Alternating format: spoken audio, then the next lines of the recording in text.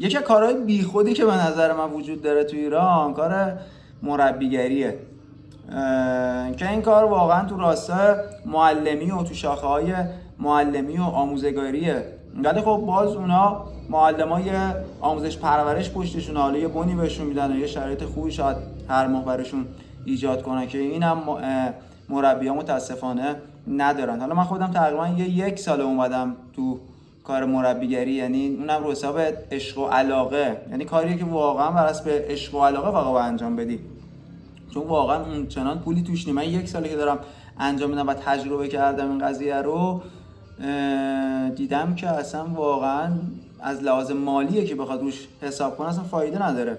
شاید یه سری محدود مربی‌ها باشن که حالا اونو دارن خوب پول در میارن، ولی اغلب به نظر من 95% به بالا اون مبلغی که باید در میارن در نمیارن.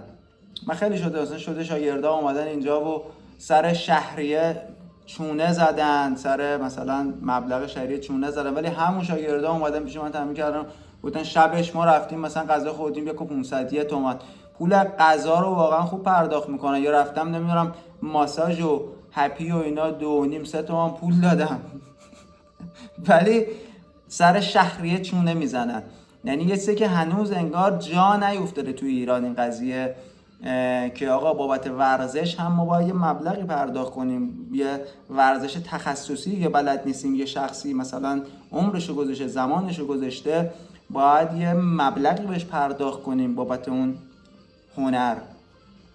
جا نیفتاده. خلاصه میخواستم ببینم که مربی دیگه نظرشون چیه در این راستا، هم نظر با من هستن یا نه.